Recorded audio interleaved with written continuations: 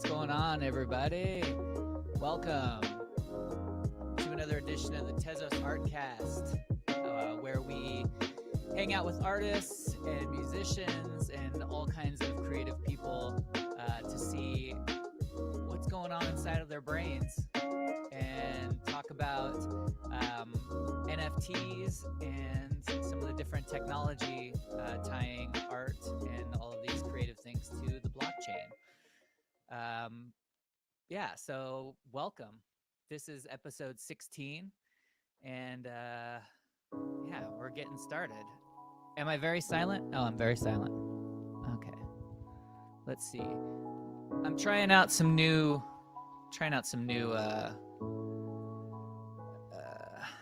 new stuff here, audio-wise. So, okay, perfect. Gear, great. Also got this new camera set up as well, so I'm still getting used to that. But always a work in progress. Hey, thank you. These are my old school. I've had these headphones for years. NFT Raider in the chat. These are like my original DJing headphones. So I almost got a new pair for the podcast, and I was like, because the padding was all shredded, and I said to myself, there's got to be a better way. These are good headphones, and yeah, I found little padding on Amazon, so that was great. Anyway, I got my coffee ready, and well, there we go. I got to get used to the new camera. Good day, Mr. Pure Spider. Pure Spider is also in the chat. What's up? Oh man, exciting stuff. Let's see. Yeah, that's it. I'm excited for today. I'm excited that I've got coffee, and I've got duct tape that's kind of working for me.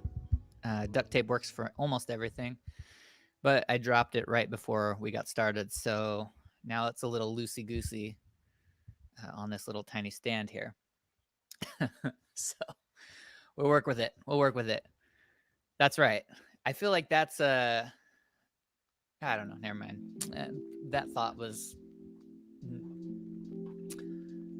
Let's get started.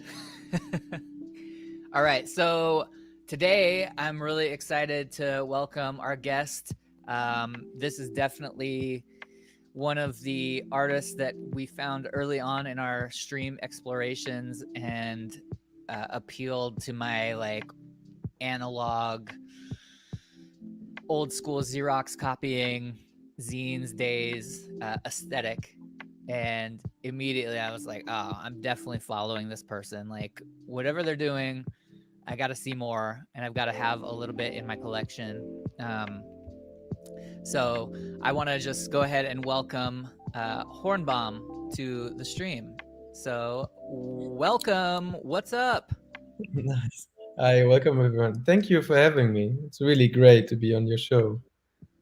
Absolutely. I'm so excited to have you. Like I said, early on in the show, we came across some of your pieces, and I was just like, what is this? It's amazing. I've got to That's have a more. really great introduction, and fine how you perceive it, because it was for me like a try, just like see if I can offer something. How does it work with minting and putting it online? Yeah, and people tend to like it. Yeah, So absolutely. that's fine. So tell me a little bit about yourself. First of all, am I saying your name right? Well, it's an interesting story about the naming also, because I was looking for something like a pseudonym, something that I could go like an artist name, or at that time it was more an idea, could I establish something like an own small studio? Yeah. And I wanted to have a good, let's call it like a branding name. Sure. So I was looking, I could not find anything. And then one day I was going through a biography of one of my favorite artists. His name is Max Ernst. Mm-hmm. And it's funny because he made a lot of artworks, like collages in the past, and they were like half human, half birds. And the story behind it is it started actually when he was a child. He had a bird as a pet, and the bird Yeah. died. And the bird died at the same night when his younger sister was born. So, and the name of the bird was Hornebom. It's more like maybe like a German pronunciation, Hornebom. And this became like a big thing for him. So he always thought that maybe his sister took over like the soul or the spirit of his pet. Okay. And Yeah. I like the story behind it a lot because when I was doing now I share this kind of things with me with everyone. I think my work is not, maybe it's a bit childish, a bit crazy somehow how I combine things, and I saw that a lot in this story and in the name. So therefore I went for this name. Now, and I see these birds in some of your work. Is that well, I mean, Yes, your logo here is the bird. correct. So, and which I think is I always it's super simple, but it radiates joy. It's like simple joy for some reason. I don't. It's the color combination, whatever it is. But I see you've got the bird in some of your other pieces as well. Yeah, bird is this thing, but this is like it started for me really early as a kid because I was really into birds. I had a couple of books and I knew all the name. It doesn't matter. Like my parents just opened like a random page and pointed on a bird, and I know what it was. So that my fascination and yeah, it somehow sticked with me. Did you were you into uh like did you go out bird watching? Did you have like a Yeah, guide or anything? You just kind of intuitively yeah, I picked just them. like them, just like how they look. Or maybe it was also because we mostly had like maybe some really good illustrated books on birds. Sure. Maybe if we had much more on elephants or I don't know whales, maybe it would be a different story. But yeah, there were really good illustrations. So I think that was also in the beginning how I got hooked on being creative at all. Right. Yeah. Well, I think birds are just kind of crazy anyway, just because I mean they've got hollow bones and they're basically dinosaurs. So Exactly that. Like a friend of mine, he once said, every time when I'm looking at a bird, I'm thinking about the dinosaur. So when I'm going out, and even if it's like a small bird, you think like, oh, maybe it's like a small version of a T-Rex. yeah, And maybe yeah, they behave in the same way. Yeah. that's right. You almost expect like tiny little arms to come out from under the wings. Like you never know. There might, we got a lot of birds around here during this time of year, and I don't get close enough to see what's under their wings. There could be some little chicken wing, little hands under there. NFT Raider says big ups for that duotone style. Thank you. Yeah, that's also Yeah, a fascination of mine. Yeah. yeah. That's very good. Now you got into birds early. That was like a passion of yours. Did you? And you said that that was kind of like that was like a creative spark almost. Did you start drawing those birds? Did you see those illustrations and want to like recreate them, or was it like just a fascination that later on kind of developed into something? I think the illustrations that I had as a yeah, the illustrated books that I had as a kid, they were like the initial kick actually that I needed to also want to do exactly that. But as a kid, making a photorealistic drawing or an illustration is nearly impossible, right? If you're like Sure. 5 years old, so that frustrated me. Even my mom, she always she always said it doesn't need to be perfect, right? You can also make it in pink or green, whatever you want to. Yeah. But I think that it just brought me to work with my hands and to put something on paper. That's how it all started actually, and but not so much that I'm like only doing birds. Right. It's not like that. There's just something like a red line going through it. Yeah. Right. Right. It's always there underlying everything, but it's not the only thing. No, definitely not. But they're fascinating. I would also like to. Maybe I'm sharing that with a couple of people. Well, being able to fly would also be awesome, right? And it's Right. like freedom what they have to just go wherever they want to. And yeah, Right. And I mean, you could definitely draw a a parallel between being creative and being able to express yourself artistically and that freedom in flight. True. So Really now, true. um, you said that kind of these illustrations specifically that are on this site were things that you were creating to kind of experiment with NFTs. So, like I said, like that style really stuck out to me because I was really big into zines when I was younger, and kind of like that do-it-yourself photocopy punk rock culture, to the point that, you know, I wanted that in my town. So my wife and I put together a little zine library for the city that's still running. And so I'm wondering, was that something that you encountered and influenced this? Were you making zines and making stuff like that when you were younger, or even now? So my inspiration was also David Carson, because like we talked about that in when I studied design. You also have art history, and then someone like David Carson is, yeah, he will just be there, right? You need to learn about him, but also other artists from that time. Like my particular style is, maybe I was searching a lot when I was younger. Yeah. I did like drawings. I even painted a bit, doing stencil arts. Um, I got actually also quite hooked on everything how you can print. So, and like doing, I did not really do science, but what I did is, you know, you have like children's books, and they're like have really thick. It's like how do you call it? Like cardboard. So maybe they have like 5, 6 pages, but they're really thick. Yes. So Yeah. yeah. So this one I get a lot like from secondhand markets, and then I made, for every page I made something new. So I made like a print into it, or glued something, or draw on it. So these were kind of small books actually. I like that a lot.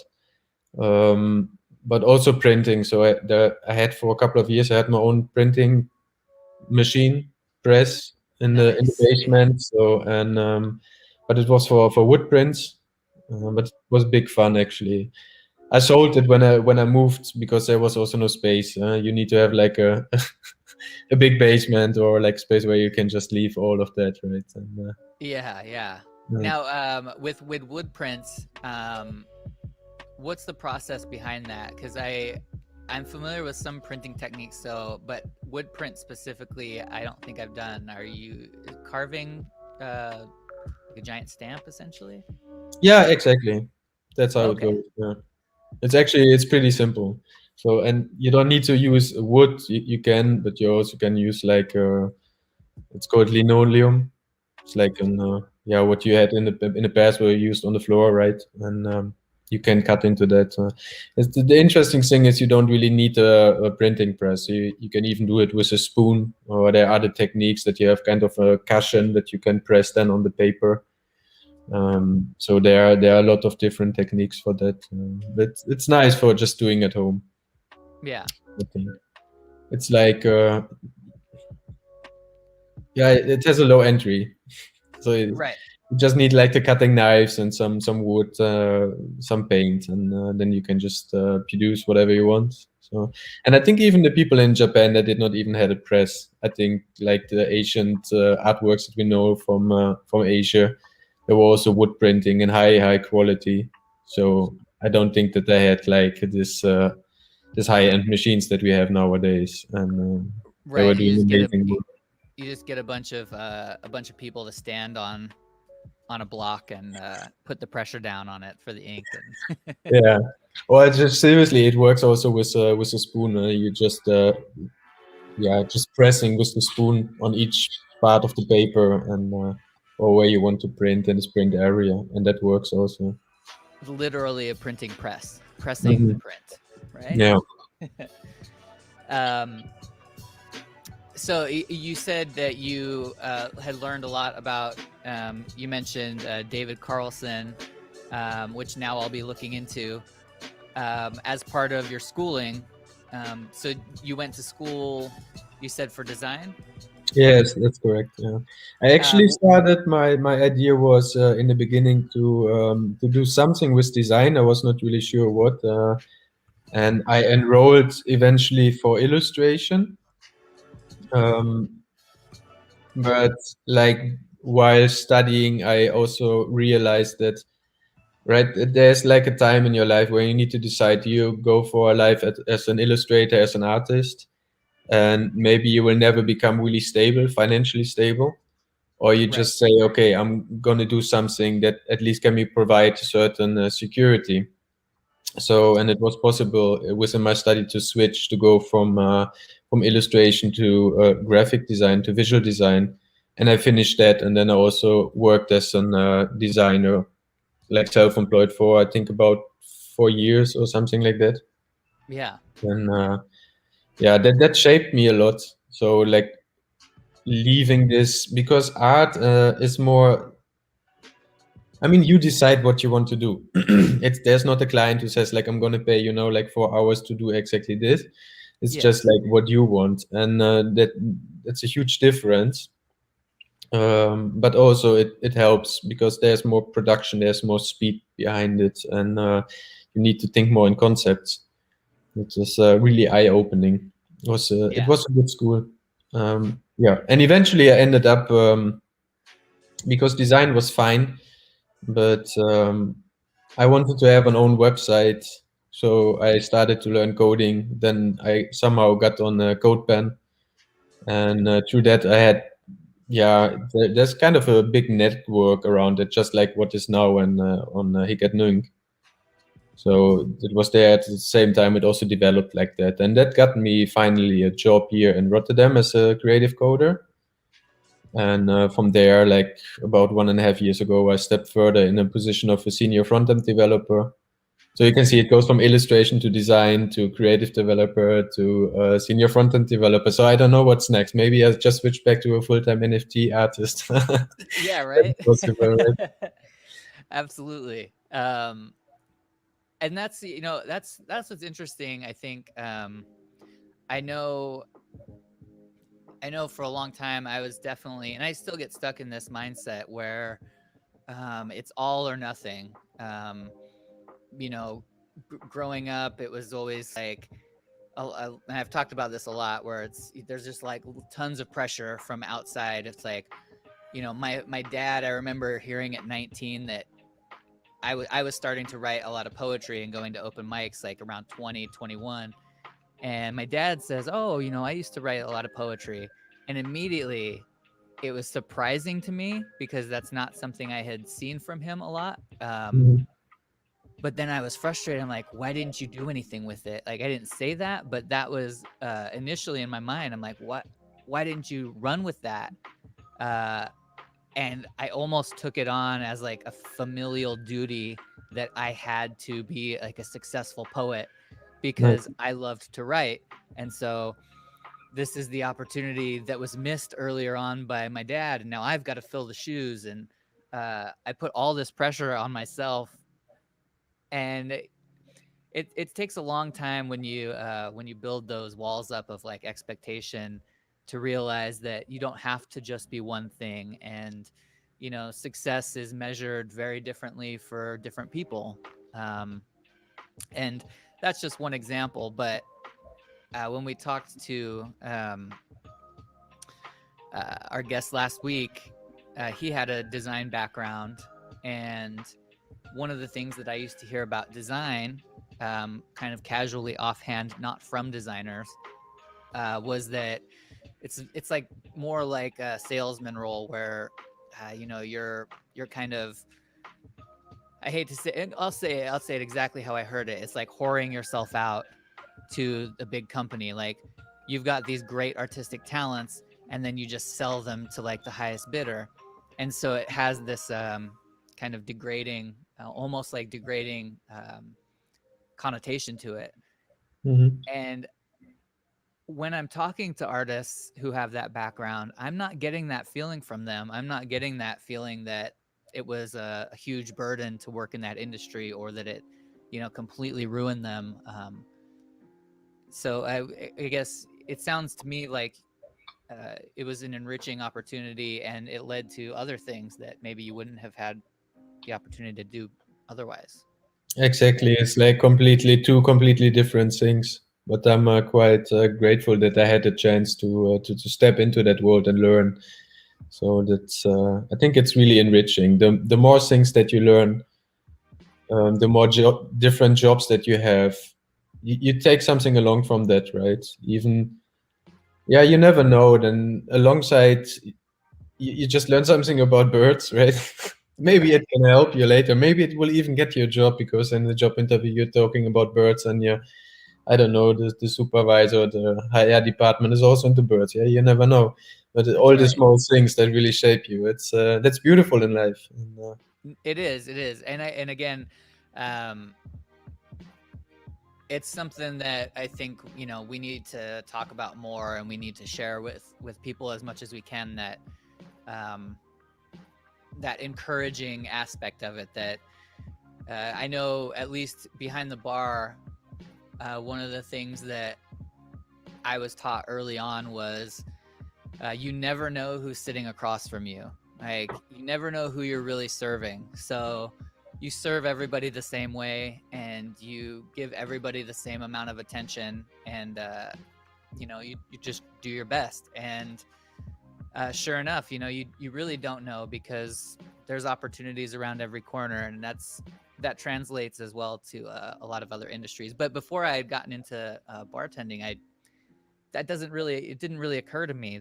I think a lot of culturally anyway, growing up, there's a lot of um, just a lot of self-serving, and a lot of focus on, you know, what's best for me, what's best for me. I don't know. Yeah, I'm kind of getting off track here, but yeah, but is that not like? I mean, that's the West, right? right. That's Yeah. the system that we live in, right? It shapes us to be like that. Yeah. Yeah, absolutely. So again, it's more important to talk about it than ever. And yeah, and to be encouraging each other, um, and like you said, so with CodePen, I have heard of CodePen before, and Mhm. you just kind of described it like a similar atmosphere when you were getting into it as Hen. Hicket which is the one of a couple of marketplaces where people can share their NFTs and mint their own NFTs. Just in case anyone watching is not familiar, um, Hicket means here and now in Latin. I remember the first time I saw that, I'm like, they should pick a different name, because I'm never going to be able to tell people about this. But it turns out that I can tell people about it, and it's fine. But uh, can you tell me a little bit about CodePen? Because again, I've kind of scraped the surface of it. I've touched on it here and there, but what is CodePen? CodePen is actually, I don't know what their main slogan is, but you have to imagine that it's like a live editor. So you can just write HTML, CSS, and JavaScript in 3 different panes, and you have a big panel, like a preview panel, and it will just show you immediately the result. But it's also like a social platform, so you can comment there, you can follow people, you can like. They had, I'm not sure if they're still doing that meetups that were a big thing. Like we're also hosting a couple of meetups. So they had challenges where you could even win things. I mean, when Oh they wow. really have their peak time, and yeah, people just got connected via Twitter mostly. So getting to know each other there, and yeah, it was always people trying to be on the front page. So who got the most likes will just end up on the front page, and then I get like an insane amount of likes and followers. And I think that was for some people really the challenge. And well, yeah, I Okay, like so I like the it's a networking. it's a shareable coding platform where you can write a little bit of code, the result shows up immediately, and then you can share that with somebody. So instead Exactly. of having to go through kind of all of the crazy process of setting up a web server and getting your website seen, like all that other stuff, it allows Yep. for more accessibility and sharing. Exactly, for, especially sharing, because like if you post something, it's just like a link you can share with everyone. Yeah. But people can also just comment. You can People can fork it, so they make their own clone of it, and they can reuse it. They also have like something like a professor mode, where you can use this tool then for teaching. I sometimes use it at work for prototyping, because then I can just share like a rough sketch, like an idea how it could work, like with a client, Yeah. or hand over to someone. So that it's really great tool for Now, everyone. now, since you got into all of that, so you got into you went to school. You were in illustration, then that transferred into design, which transferred into web design and front end development. Um,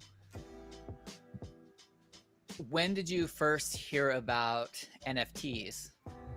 Do you remember exactly kind of what that moment was, where someone said, "Hey, Yeah, NFT"?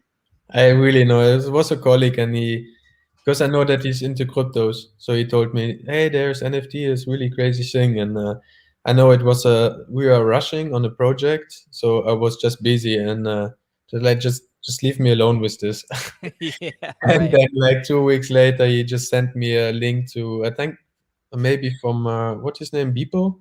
I think he Yeah. sold something for like an insane amount. So I started to look into that. What is that now? Why people are paying so much for it? And I had there's a guy that I follow on Twitter, and he was linking to, I think, to OpenSea maybe, and I saw that he made maybe a picture. Maybe he just took a picture of a plotter print that he made, and Oh it yeah. was selling for $170, and it was just like three circles. And I thought, like, I probably can do better.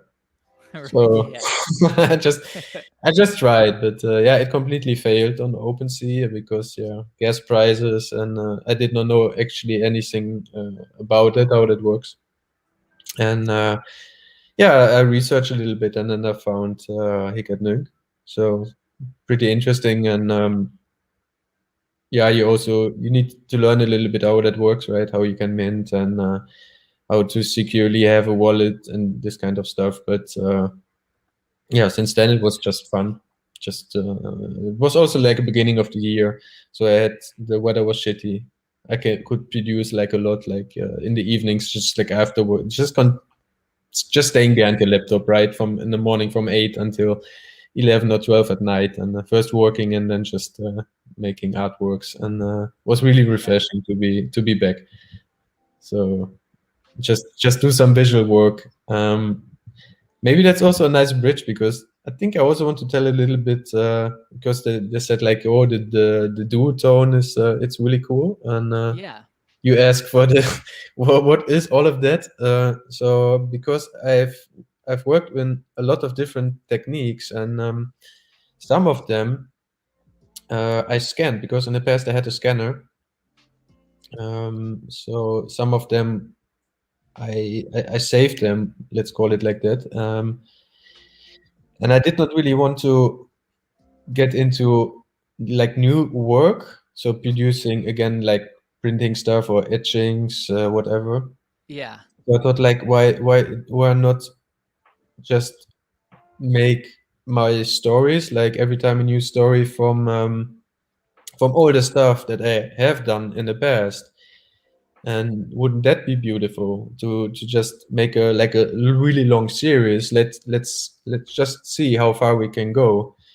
Right. That's how it started. And especially now, if you look at this one, like the house, for example, it was from a movie, maybe 20 years ago that I watched it. But there was this movie, so I took a screenshot at that time for it. Then I used it. I just blow it up in Photoshop, and I printed it. Um, and I think the print itself, then I put like stamps on it, like the circles. That is just like a O or a zero, with Yeah. like the normal stamps. And I copied that again. So like all the dirt that you see. So I had like a copy machine, like a Xerox. I don't know what Hmm. the correct term for that is. And it was a bit broken. So Yeah. it would always make these dirt stripes. Yeah. Um, yeah, what turns out to be really perfect. It was this randomness that I was also looking into. I had a lot of fun with this printer. Other works that you see are I prepared them for screen prints. Therefore, they have like the raster. Sometimes I also use raster to make something a bit more the same. So if you have a lot of different, for example, the couple there that is flying with the wings, Yes. it was a print. The couple is actually from I don't know, probably also just cut it out from paper, and the wings were from a big bird, but like the illustration style was completely different. So if you put that on a copy machine, then get it scanned in Photoshop, and then you raster it like a bitmap, and then you print it again, and then you copy it again. Yeah, then eventually you're coming to this kind of results. It's like a lot of steps that you have, and yeah, then, or you can also put stuff like originally on the copy machine. So Yeah. the paper stripes, I call them. Sometimes you see like spaghetti. That Uh-huh. was Yeah. like really thin paper. So I just Yeah. put it on the machine, just make a copy, and then you're getting this effect. And Yeah, that's what's really that's the cool stories. about this style, like because it does combine so many elements. And anytime that um, I've encountered, like we've done some, we used to do some workshops where it's like zines 101, and at first it was intimidating because as like I'm trying to convince these people who are 20 years younger than me that they should use a Xerox machine and use the laser printer. And pretty soon I realized, like, that it's not so crazy. It's about what you're talking about. It's about using these different things as tools and feeding them back into each other. And you know I like a certain type of text that I find on my computer, so I'll print that text out, and Hmm. then I can cut and paste that. And the glue might leave a little tiny bit of my fingerprint, or spill coffee on accident, and then I Exactly. can scan all that back in, and I can apply some of those filter, like, or even animate, like you've got the strings animated in the background, like going outside of that comfort zone of, again, and I, like I said, I'm the worst with it, where I just get like one track mind. This has to be one thing. But this is a really good example of that imagination to just reach out and get what's around you and pull from all of your experiences to make something really beautiful. Yeah, it's just wrapping everything up. That's maybe I can describe more techniques like the cyclop, like the Yeah, I love this guy. this is this actually I was doing a printing class, and it was about it's not like pure etching. It's like, I mean, the darker part is like really etchings, Okay. but the more grayish is it's a different technique. So like two techniques mixed together, and so you have like actually, yeah, you're just printing that on white paper, and this is also scanned in. But if you, in the on the original scans, I can really zoom in, and I can see like all the small artifacts that you have if you print. Right, it will never give a straight line, but this like edgy, zigzagging. Yeah, it's just beautiful. But it's interesting because I was an artist, and he was making pictures of. I think he was taking pictures of dead people, if I'm not Yeah. mistaken. So what you see here on her under her breast, maybe I'm not sure about this story, but like a really weird photographer.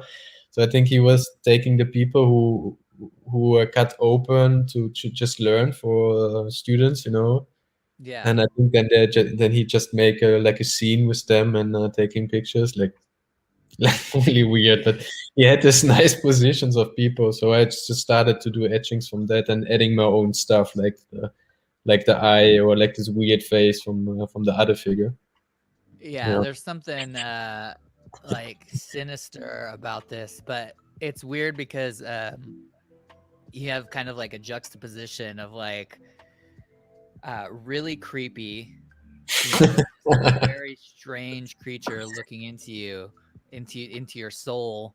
I see the imagery of like a crown of thorns or something behind him, uh, and then your ghost character. I'm not sure what to call him either with the paint. Like, there's so many elements, but then, and I think it's because of that technique you're talking about. You've got this soft edge to everything. It's almost like fabric, like Mhm. around his head, his or her head, its head. Mm. It's this like fabric kind of look to it that Yeah. softens everything, and it's a neat juxtaposition, like I said. Yeah. It's a really beautiful technique, this etching, because like you have to imagine you're taking a plate, like a metal plate, and it gets first you need to polish it. It needs to be really thin. Yeah. It will get a coating from something like asphalt, like Okay. bitumen, uh, and then you have like a pen with a needle, and you just remove a little bit from the coating, and then you put it into an acid. So the acid will just go there where you remove the coating for just need to put it, I think maybe for half a minute or something like that. And then you're getting this really sharp lines. Yeah. Yeah, etching is I there's a YouTube channel I watch called Steady Craftin'. I don't know if you've heard of that, No. but oh my goodness, this person is it's like he's like my spirit animal. Um, it's I'll send a link out, but he does all these different craft techniques and makes it very accessible for people. Hmm. And he's just kind of a jack of all trades. He wants to try something because he's curious, and he does, and then he shows the whole process of how to do it. And etching was one recently that that looks like something that is totally out of my realm of possibility to make without getting lots of equipment, Yes. and probably bring a scientist in to work with some of these chemicals for me, and then the hazmat team can come in and dispose of the chemicals when I'm done. um, Yeah. but the way that he walks through some simple etching, with even and with his own designs and everything, was just it it broke it down to a lot more simple process. So I encourage people to check that out because, again, things seem intimidating mostly because they're unknown, and that's like what I try to remind myself of every day. Is like when I come up on something that's a cool technique, or like I come across a style that's just amazing, it's probably not um, as intimidating as it looks at first glance, uh, and to just go for it. Yeah. But don't you have like a chance to go to a printing workshop? Is there nothing in Vegas like that? Or Yeah, they're few and far between. It's kind of, I think it's one of those things here where I think Las Vegas has always been a strange city in that there's a lot of culture here, but it doesn't get a lot of support. So uh, there will be workshops that come up, or there'll be an organization that will start to produce workshops. Um, but what you find is that it'll be a limited amount of time. So that organization maybe can only sustain itself for a year and a half or 2 years, because that's the how much their funding allowed, and they aren't able to sustain after that. Um, Now that's not always the case. I think more and more we're finding that stability in the arts, and there are more organizations that are sticking around for longer. But you definitely have to dig for that content, and Mhm. yeah. So there's been a handful, but either they're poorly attended because they're just not. Things are pretty fragmented here, I guess is a good way to put it. Communities That's are pretty crazy if you think fragmented. about it, because these techniques they were like, yeah, in the past they were used for every book, right? For every book that Yeah. you needed to have an illustration and just like normal. Right. Right. Everything vanished a little bit. But Yeah. you can get so many. But I mean, this is like only one type of, right? So you have so many different printing techniques, and all of them have such a completely different look and feel afterwards. And Yeah. I think if you want to master them, it will take a lot of time. Sure. Missing Animal says Vegas isn't friendly to creativity. Well, there's friendlier places, is what he ends up meaning. It's true. It's true. Missing Animal. Uh, he knows. He's a creative cat here in town, and yeah, it can be a challenge for sure. But we make it work, and we're here doing our thing. So Yeah, maybe you guys need to start it because that's I guess like printing machines are really cheap to get. yeah, right. It's not trendy. No, I think you can just get all the old stuff for nearly nothing, and then just set up your own printing workshop, fabric factory kind of thing. And There we go. There we uh, go. I bet it can be done. Um, now, what would you tell people? So if there's because this is something that I've talked with my co-host Andy about a couple times. There's right now, like this community in particular, like there's very much a bubble, kind of like that echo chamber effect where, you know, it's really great to be able to reach out to artists that know about crypto who are already in the space. But for people on the outside of that bubble, um, what would you tell people who are just coming into learning about NFTs as like artists coming in who are just kind of curious? What are some maybe pointers that you could give, or just maybe a little bit of advice on the space and benefits of it, or why they should consider it even? so I think I'm not sure about the other platforms, but I have the feeling that HIC@NUNC has at least what I read. But I think the community is really open and supportive. So therefore, I would advise try to go there.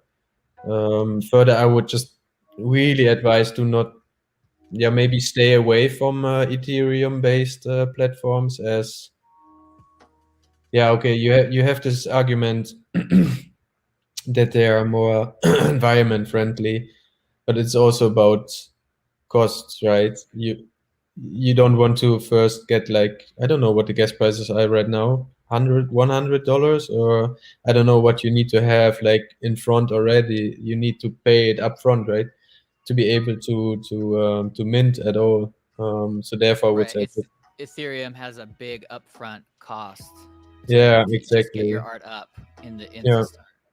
and that's weird because like what I saw on Twitter was what I saw on Twitter was all the artists from, for example, from Brazil. Maybe Yeah. they don't even have that money to spend it. So maybe Right.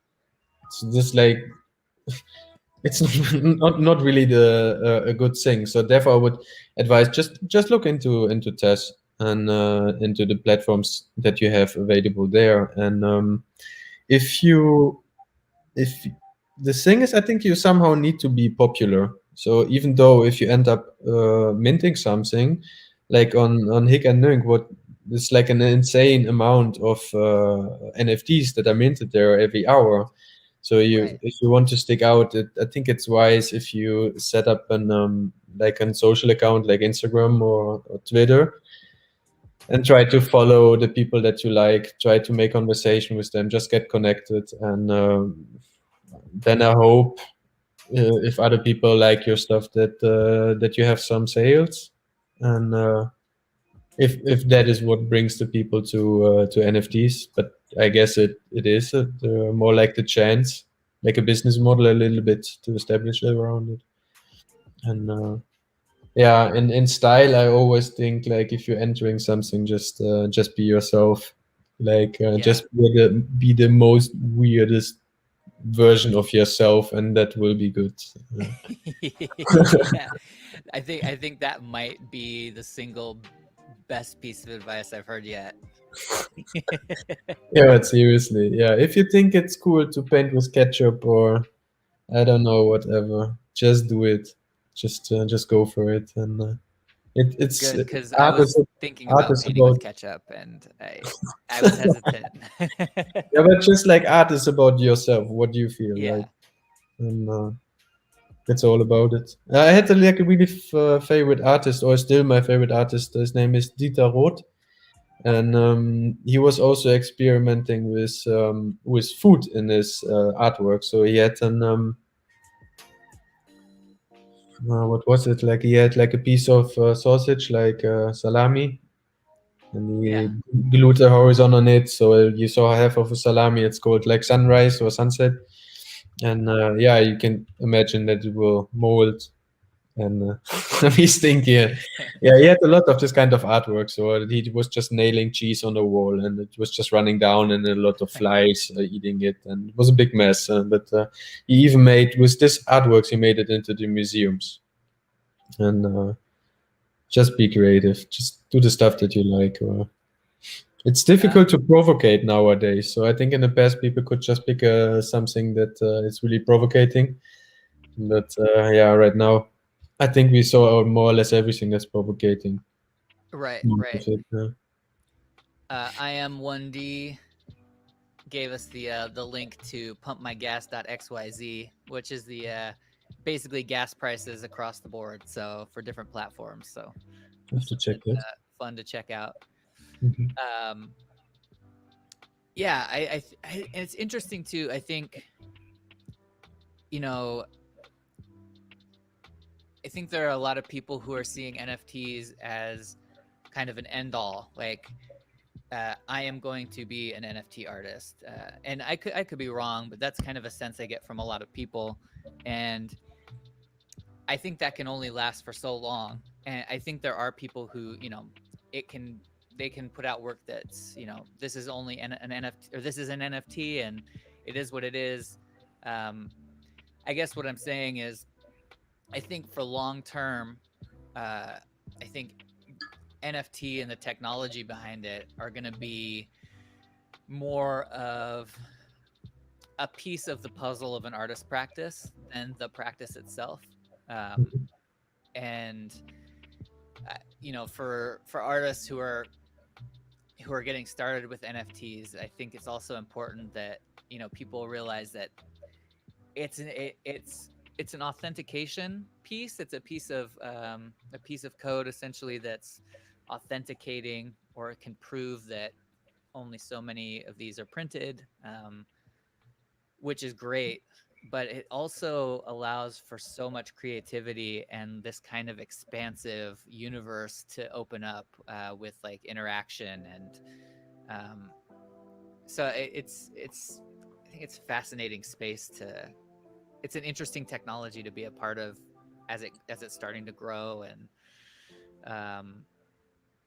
Really agree on that. Yeah. I crypto in mean, general. now it gives like the chance to some people to earn money with it, and I Right. think maybe even some artists just getting like insane rich, probably if they cash out. Um, but yeah, what I'm more seeing is like we had this how many years? I don't know. Does Instagram exist? But people the timeline is also it becomes kind of a property of a person, right? It becomes like an identity, and people also showing off there. So I guess maybe we're gonna see that with NFTs as well. That people want to show their collection. That they say like, look, I have this kind of artist that I bought, and they're seeing value in that. Just like in the past, they bought like real art and put it on the wall. And but like with NFTs, it becomes much more accessible. Also, if you don't have that much money. Yeah. So maybe that can happen. I mean, you opened that already. Like the one of the tabs is I think Showtime. It's probably I could imagine if it works out an interesting platform for that because it's much more social. It's like Right. really about connecting. So Yeah, I'm having problems on Twitch, I guess. Twitch is not broadcasting. So if you're, I just posted a little thing. If people want to continue watching, they can move to YouTube. 1 second. Move No to problem. YouTube if you need to. Let me just get that link for people. I apologize. I was notified that some Twitch is having an issue, so it's not me. Yes, thank goodness. Let's see. Yeah, it's just also like you just started like in this scene, right?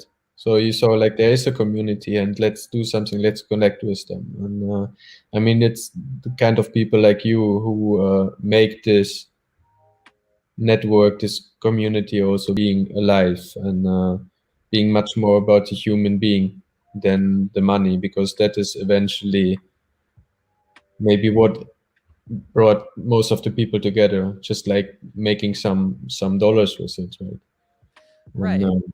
Well, and it's like, yeah, it's kind of a delicate balance because it's art that's being tied directly to money. I mean, you it's crypto, so it's money, and that's like at the root of the platform. So it's I think it's maybe a little bit more of a balancing act, especially right now where, you know, you've got a lot of people that are excited about taking advantage of an investment opportunity or a possible investment, and that brings out a lot of people that are ready to exploit artists, new people, whatever.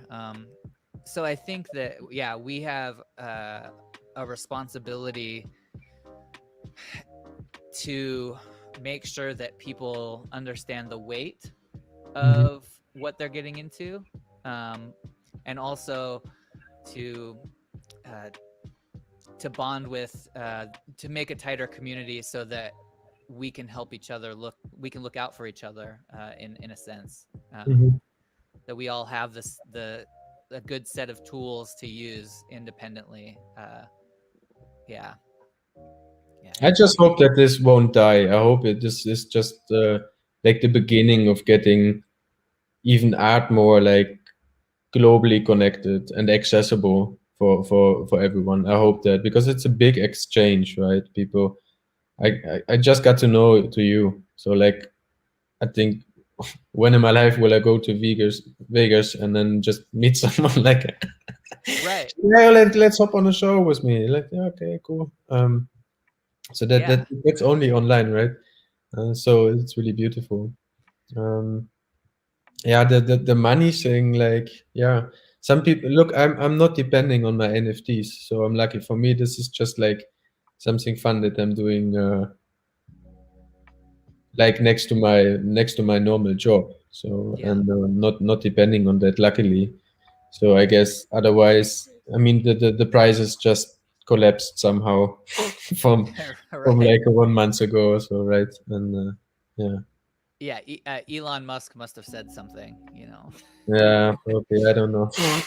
It's like, That is really heavy. I think I came up with I came up with a really bad joke, and I don't know that it's even worth repeating after today. But what's the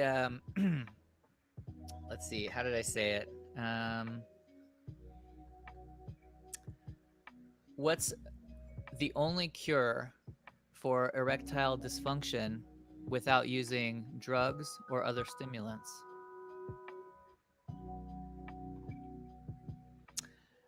All you have to do is tweet a picture of your penis to Elon Musk and have him retweet it, and it'll go up. One of these days, maybe I'll have that better formulated as it's like very specific to crypto space that can work, but It's crazy how much influence just like one person can have. Huh? it really is. Ah, It really dangerous. is. And it is, because I mean, that's the thing is, you know, people are investing a lot, and I've talked with some coworkers who, um, you know, I tell them, you know, about the podcast and stuff, and um, I have one coworker whose family just started to get into NFTs and crypto. And a year ago, when they were talking to him about it, you know, they were like, that's digital money that doesn't make any sense. That's stupid. It's the same story, you know, but now, uh, for whatever reason, I think it was probably, you know, a headline news about Beeple selling a $10 billion piece or whatever it was.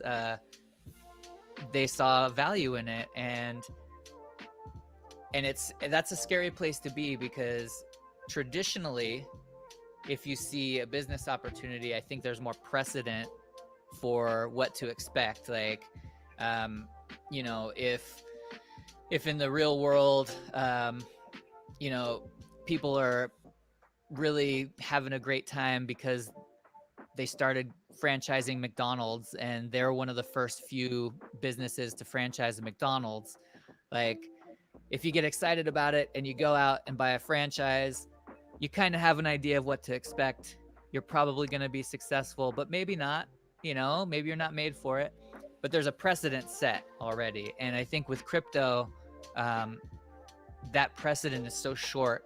And even in the short time I've been in it, there's been high highs and low lows, and I've not been in it for a long time. So, again, that kind of goes back to that looking out for our community, making sure that we're louder than the sharks who are out there to eat those people are. And, you know, yeah, we're throwing life rafts in where all the blood is in the water.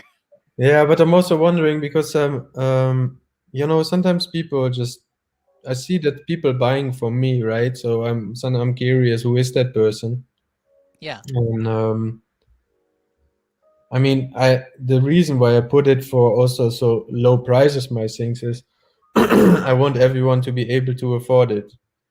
Yeah. And it's actually not fair against other people, I guess. So if I would ask something like two tests for like a one-on-one, maybe I don't know what it is right now, maybe $6 or so. Right. If you would talk serious about it, you say like you're just destroying the market. You're just way too cheap. On the other hand, like people, it's still a JPEG, right? It's just a JPEG on a server. So I'm also not feeling that like okay, I'm just gonna ask like $400 for it. So in real life, if you would have it in your hands, maybe that's. But yeah, well, it becomes what people want to pay for it, right? If they really like it, then. Yeah, Yeah, but absolutely. that's more my approach as in yeah why should I ask like so much insanely amount of money for it and Right. Yeah, I saw that. I saw a similar Twitter thread about royalties, which struck me as odd, um, where, you know, there was kind of like a thread about, you know, artists should not be asking for high royalties on things, like it destroys the secondary market. And I mean, again, to me that sounds like, you know, that sentiment is like, says the collector to the artist, you know, or says the gallery to their artists, like that third party, like, you got to do it this way so I can make the most money off of it. Like, exactly yeah not, you know, but at the end of the day, like, artists uh, artists are always going to be the ones, they're creating, they're doing what comes that they want to do, they're doing it naturally, they work hard at it, and they should be rewarded for it. And uh to tie a royalty on at any percentage, I mean, at the end of the day, I don't think that's unfair at all. I think that's one of the most powerful parts of the smart contract and the ability to program the money to do what you ask it to do, so that yeah you don't have to depend on that manager to give you that check. You don't have to depend on the record company to give you the royalty that they said they would. You know, um, so yeah. NFT Tlet T in the chat. What's up? uh, Tlet T has a dog named Bitcoin, and has had the dog named Bitcoin since long before I even knew about Bitcoin. So old school, always unpredictable. She says, never know when you'll get bit. Chomp chomp. Uh, NFT Raider in the chat regarding the sales prices. He says he sells for low, but bets on the secondary market to gain value. Absolutely. Only fair if you gift a lot. So, I mean, yeah, I think that's, accessibility is important. You're right. I think that's why Tezos also is great right now. You have that accessibility to experiment. Um, I can support some artists that I really like, but I don't have a lot of money to be just throwing around. So $5 or $6, like I might get a coffee or something instead. But instead I'm going to get some art and support an artist, and it feels good to do that. Um, it feels really good to do that. Yeah, but you And are supporting the whole thing with this show already, right? You're making like people becoming, maybe getting like a stage. The more people you invite, the more people are able to talk on your show. They will just get publicity, and I think that's much more valuable than just spending some bucks on an artwork. And but just think a little bit further, because like the musicians, they have Spotify, so every time someone is playing that, they're just getting money, right? right, And for visual art, there's nothing like that. And Instagram, and in the past it was Tumblr, Flickr, maybe even, or what other platform there was, like they were floated by really good artworks, by really good design works, and but the people don't get anything for that. So maybe if you have a popular Instagram account, maybe you can get sponsors or whatever.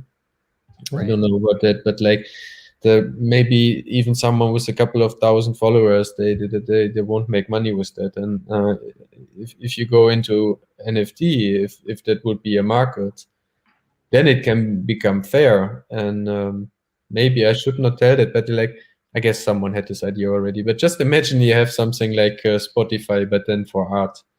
So you can have like a screen at home, and you can just go and say like, today I want to watch like all these artworks of this person, and then you pay a low fee for that, and it will directly end up at the artist, right?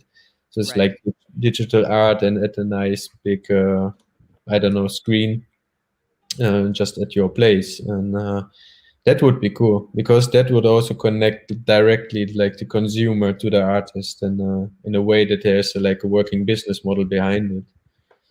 So Yeah, absolutely. And again, linking that like traditional like Spotify model, but empowering it with NFTs where, it's not necessarily the third party that determines the terms. It's the artists that determine the terms, would be even kind of more groundbreaking. Uh, so yeah, definitely. It's going to be an interesting future. The future is now, and it's interesting, and I'm excited to see what's going to happen for yeah, sure. and so many people are doubting about it, right? So if you tell them about NFTs and cryptos, I think nearly nobody from friends and family, they are into that. Everyone would just tell you that is something that goes over, and just don't really bother with it. And if you imagine that, like the smart contracts, that will be something we really going to see in the next years, and it will become much more. Also, cryptos will become much more important. And so, if all these people are also entering this market, then it's going to be like a completely different story. So Yeah. Well, and you mentioned Brazil earlier, and there's been, I mean, especially when we first saw Hen launch, I noticed immediately, like I was seeing all kinds of Brazilian artists all of a sudden. Um, and there's places. I think that's one thing that's really powerful right now is there are places right now that have access to NFTs and the ability to mint where one Tez can make a difference for them. exactly, yeah. Like you tell me that I'm destroying the market by, putting something up for two Tez, but if there's people that if they sell a two tez piece, it could change things. You know, it is a significant boost for them. So, Yeah. you know, coming from the top, looking down, it might seem like your tower is going to crumble if my two tez piece goes up for sale and gets bought. But from down here looking up, uh, you know, people are climbing. So how about reach down and give them a hand? Yeah. Come on. Exactly. So that's also I think even in the Philippines it would be the same. If you're just selling something for 2 tests and then you're just getting like $6 for it, like yeah, that's, that's a fair amount of money, right? In certain countries. So Yeah. maybe here you can get the coffee for that. Yeah. But Right. like there you have like maybe like food for like 2 days, and that's completely different. Therefore, I like that also. I really, really like this platform for it because it offers like these people. You just need to have like an internet connection and a laptop. Maybe it even works via a phone. I don't know. Right. Well, Awesome. and you know, it's something we've talked about before where, you know, I think different platforms will give different audiences a boost, you know. It just like again, open mic, like Heck Nunk is like kind of like the open mic of NFTs where anybody can publish it. You know, you find a lot of great artwork for, you know, lower pricing, low barrier to entry. Um, but there are people that want a very curated environment and or a more curated environment because they are concerned about some of those things that you're talking about. And there are other platforms for that. And that's good. It's good that there are other places. Calamint is a little more, you know, they have more of a structure. Uh, some of the pieces on there go for a little bit more. Um, they have that auction capability, which Hen now has through a third-party app, which is kind of cool. Um, but you know, I think that again, to focus on one thing and say like this is better than that, it does a disservice because you know Hicket Nunk is doing a lot of amazing things, and the community around it is phenomenal. Um, you know, and it has a place, and it's needed. But you know, something like Calumet, you know, for some people, that is the community for them, and Mhm. a lot of artists are doing both. You know, we talked to a lot of artists that have, you know, they want their, you know, one piece that's a one of one, or a certain style that they really want to keep in a certain curated space. That's what they put on Calumet. And then for their experimental stuff, or you know, trying new things, like they're over on Hicket Nunk. And there's Mhm. other communities developing, other marketplaces developing. I mean, I know, what is it, one, what's it called, Truzy. I can Truzy is another one. Truzy is going to be, it's basically like people who are already superstars that want to Mhm. make NFTs, you know. So people who clearly don't need a boost, or well, the way it was described on another show was from kind of the person developing the platform was like, there are people who have marketing teams, who have publicists, and you know, they don't want to just mint anywhere. They want to make sure all the ducks are in a row and all the legal logistics are in a row. And so Truzy aims to be that place for those people. It's like, if you want to mint on Tezos and you want to make sure, you know, you're being paid attention, it's a very specialized place. So Okay. there's, you know, it's something for everybody. Um, yeah, so it's exciting. It may not be the place that I'll spend my money or my time, No. uh, but uh, I'm glad it is there, because there are, like, again, when I'm at work, there are people who, you know, bought an NBA NFTs, you know, because that's what they're into. They're into the NBA. They do a lot of sports betting, and so to hear about the ability to collect these, cards essentially from NBA players that are little snapshots of video. And I mean, you're not, when you do that, it's bringing people into NFTs and the idea of NFTs who may have not been there before. And so that's cool. We'll let them keep doing that. Yeah. Everybody's got a role to play. Yeah, but how do they look like? Would you say it's just like a short loop of I of think like so. sponsor, or? I think it was NBA Hot Shots where it was an Ethereum NFT. Okay, but it And means it's just like a video file, like an MP4 or something. yep, yeah, I believe that was what it was. And then it's got the border and stuff that has the name of the person. And but I think they sold for quite a bit. I think there was like an initial drop where they were giving some away. I think I got an email about it, and I was like, maybe I should pick. Whatever. Maybe it's also right now the time to invest into maybe the NFTs or this kind of cards. I don't know. Maybe they will be worth a lot right now. You never know. Yeah, right. But yeah, people I talk to at work, Ethereum, and these NBA hotshot cards and NFTs, and it was like, wow, awesome, man. You know about NFTs? That's really cool. Have you heard about Tezos? Yeah, there's. Yeah, let's see where it goes. Like, I'm also in the Reddit, like the official Reddit for Tez. Yeah.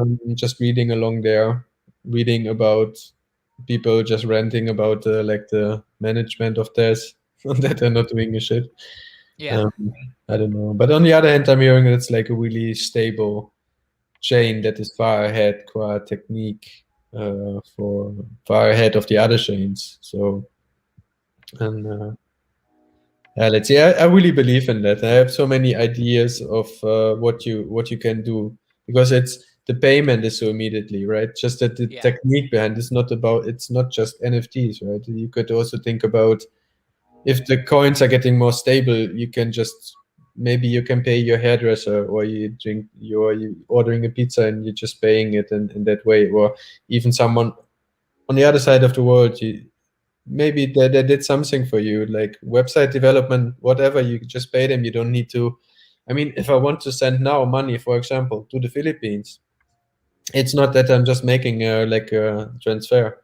So right, you send it somewhere so people can pick it up, and it's actually a big mess. The system is all controlled by the banks, and it's not that easy. So that will make a big difference in a couple of years. So. Yeah, absolutely.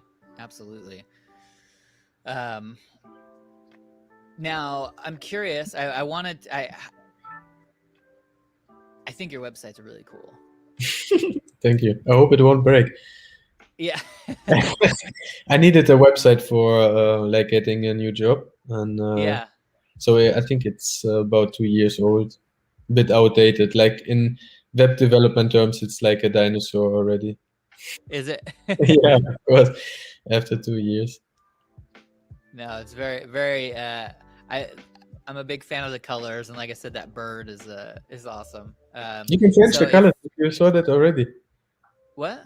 In the upper right corner, there was where you can just pick a scene. Oh my goodness! Or you can just make your own scene. So like for background and foreground. How about that? Nice.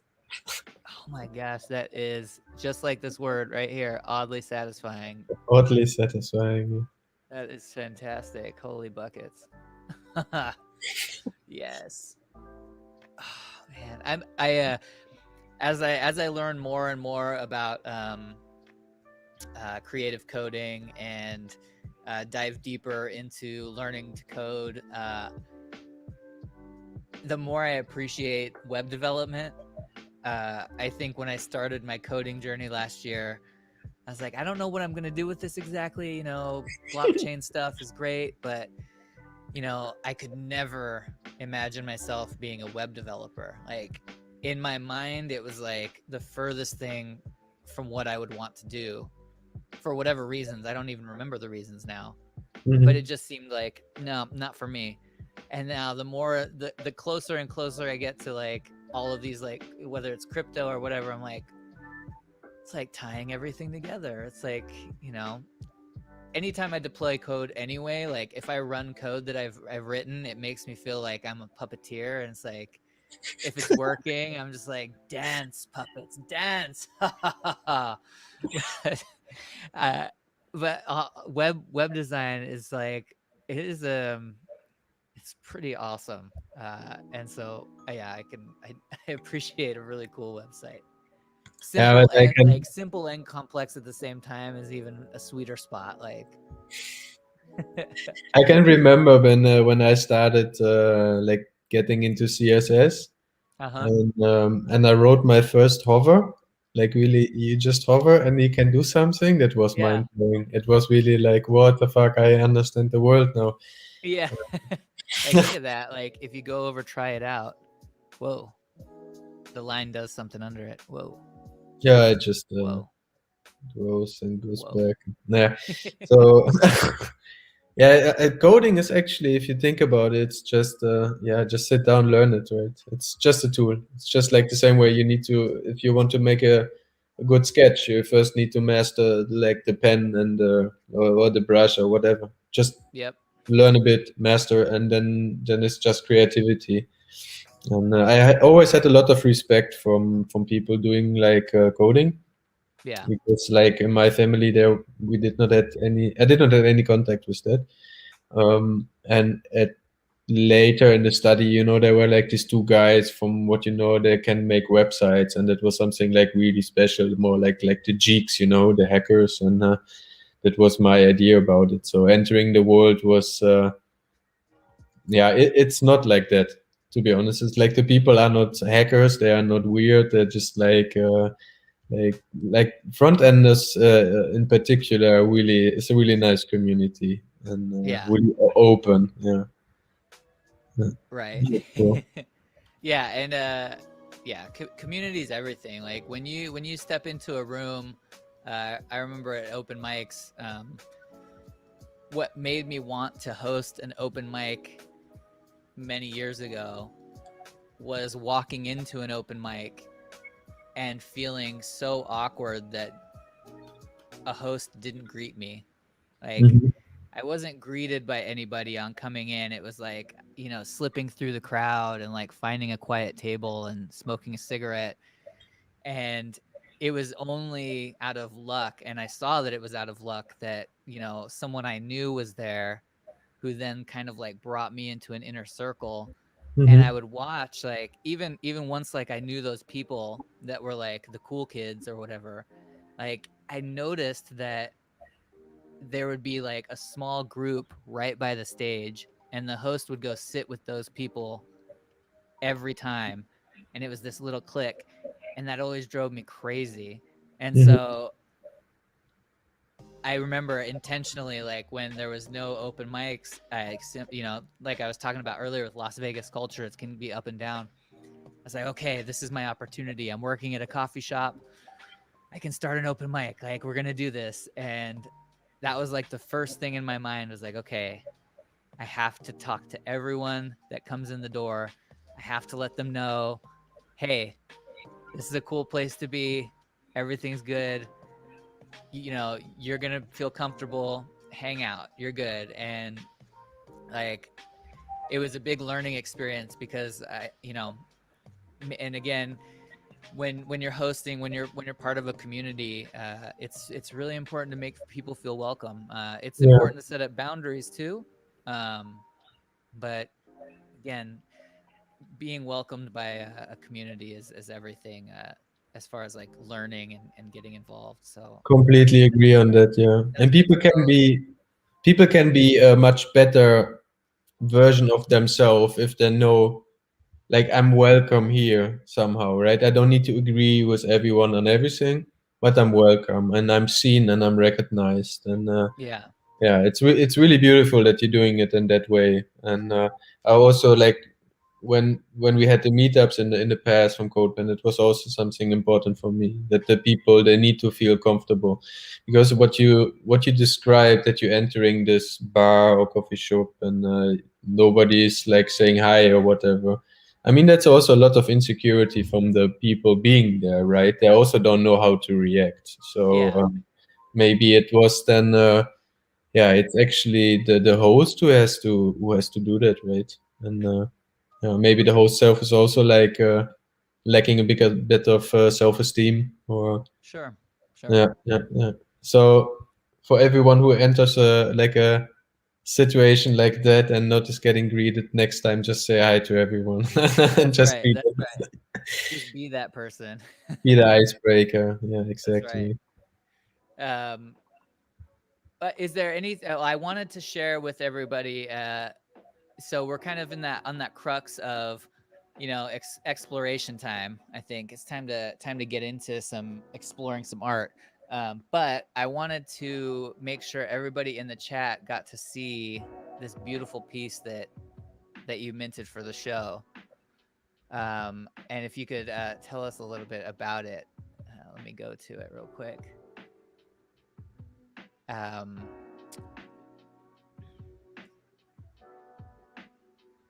this this is a beautiful piece. I know we've kind of referenced it a little bit. You told me about kind of a little bit of the composition, but the title is DMX-MD. So this is an awesome piece, and everybody in the chat, you're gonna get one. We'll send it out today, at the latest tomorrow. But and if you're watching and haven't said hello in the chat, please do, so I can send one out to you. But yeah, this is a beautiful piece. Now I noticed DMX-MD. Yeah, that's actually the name of this whole series. I had like also like smaller one with the tribe, like the hand, but like this particular where I'm mixing up all my work that I've done in the past. It's like a digital mixed media. So that's the title. I really like to have this kind of Got it. names for it, right? with a version like a running. It's just incrementing. I really loved it because yeah, it makes something more. So what is that? What is that title, right? How does it reference to it? So then you already have a story. That is where it comes from. Yeah. And in particular, what I'm playing here with is the couple stands anyway. It stands for the love, something that you love, or maybe for a beloved person, but more I have a lot of passion. And if my wife would not be there and say like, hey, let's have a good time together, and I really love to spend time with her and a family. But if that would not be there, seriously, I would just work. I would just work the whole time or do other things that I have a passion for, and they just represent this passion and just like, let's go there. There's there's promised land if you just follow me. Yeah. So they're there for them, and they're also playing again with like a bit with the wings, bird thing, flying away. Right. Yeah. It's something that you have, but you can also like see it in my situation right now. So you found a person that you commit to and that you want to stay together, and you just promise like it's us, right? Doesn't matter what it is. It's that together, and Us against the world. exactly. I really love that. Therefore, it comes back a lot. From colors, you're gonna laugh, but like. There's like a dessert. It's called saping saping. It's Tagalog, like a Filipino word. Sapin Okay. sapin.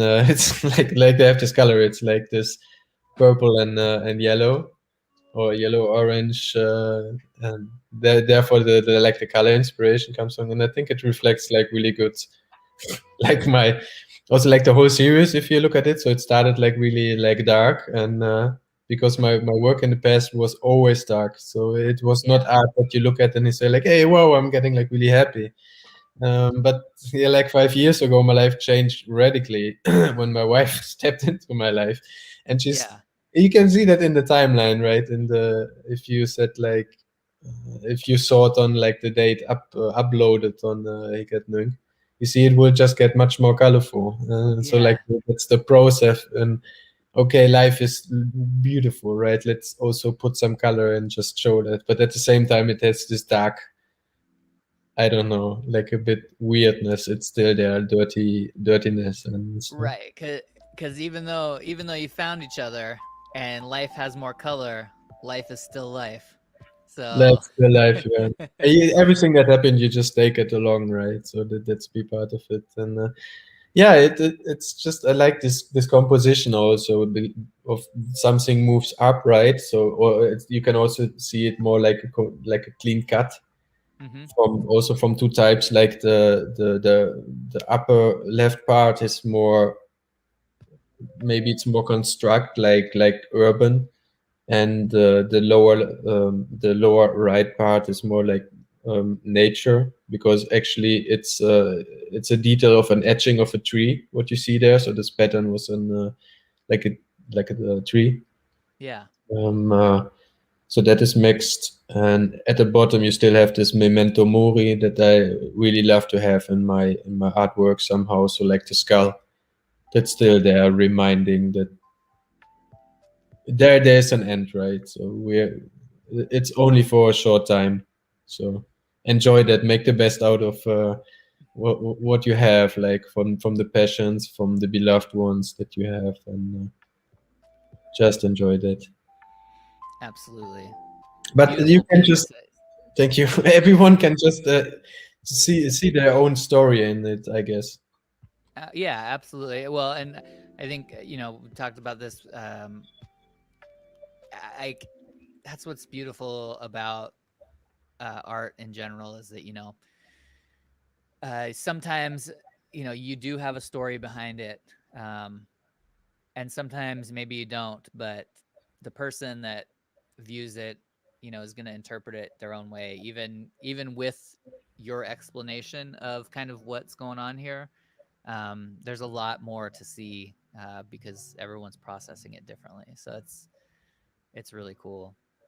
Yeah. So beautiful piece. Thank you so Thank much you. for it too. And I'm glad I get to be able to be part of the sharing process with this. So um, now, before we get into kind of exploration, is there anything that you wanted to touch on or mention that maybe we didn't talk about, or any projects that you've got coming up that you're excited about, anything like that?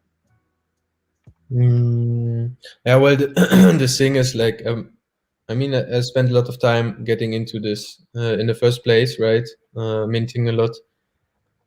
Um, but like, I think I'm feeling a little bit out of age to be even more involved into like really big into that, to be Yeah. honest.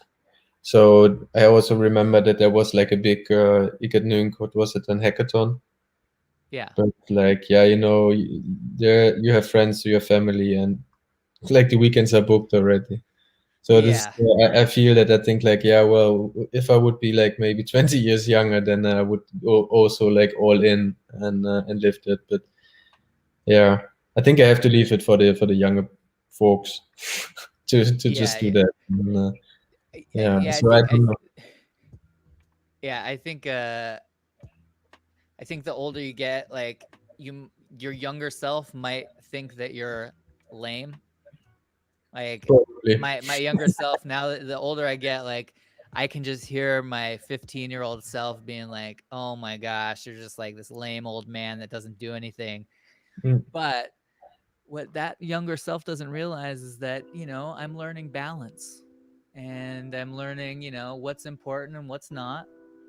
If I don't go to the massive party this weekend with everybody that's not going to remember I was there anyway, it's not going to hurt me at all. It's no, more important. These relationships right here are everything.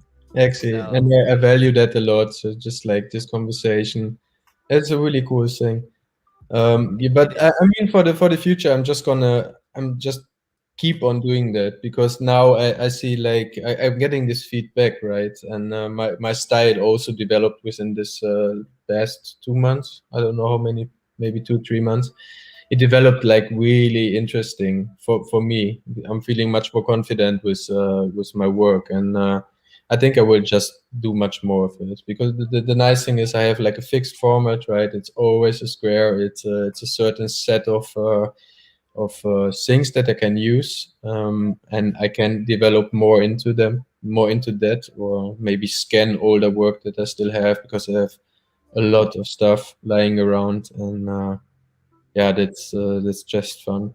It's really fun, and yeah, maybe meeting more artists if I have the time for that. Yeah. Yeah, Yeah. absolutely. Well, we'll transition then into checking some stuff out. If you'd like to stick around and join us for that, I would love to have Sure. you. All right. Um, so I promised myself. So you mentioned that this is all a big series, right? And if Yeah. you looked at it from top to bottom, you go darker to lighter, more colorful, which made me think about this project that I found out about this week, um, called Muralis. Are you familiar with this? No. So there's this is a project on Hicket. Um, it's basically I don't know how it was conceived, but there's 10,000 blocks, and you go on here and you buy a block, and then you upload your 10 by 10 pixels for one tez for 10 by 10 plot, Cool. and then you mint it. Uh, so and this is a project, I think this NFT protector and some other people did. I don't know how they did this. If they they bought 10,000. I don't understand it yet, but whatever. But these are some of the individual pieces. So they're put on this giant grid, and it's going to be a mural of 10,000 blocks, and you can buy as many adjacent blocks as you want. So yeah, it's interesting. Yeah, it's really awesome. Yeah. Even So funny there, people are getting like just buying a couple and then they're having a like a big version of that. yeah, exactly. Um, yeah, so that's pretty neat. I'm not, like I said, I'm not sure what goes into making this happen, but really cool, and I think it's worth checking out for people that it's the Smole Gang, NFT Raider says. Smole Gang. I've seen that hashtagged. I think I have a small piece. Uh, I I need to know more. Do you know anything about Smole Gang? Never heard about it. But it sounds cool. It sounds like Dada movement. Yeah, right. Yeah. Um, but yeah, really cool. I wanted to kind of just bring that up because I try to touch on little projects I find out about here and there. Um, and then you mentioned Showtime earlier. Yes. Um, one of the great things about Hicket for me doing this stream is that I'm able to easily link the artist's image that are published on Hicket to my website without having to store the image data on my server.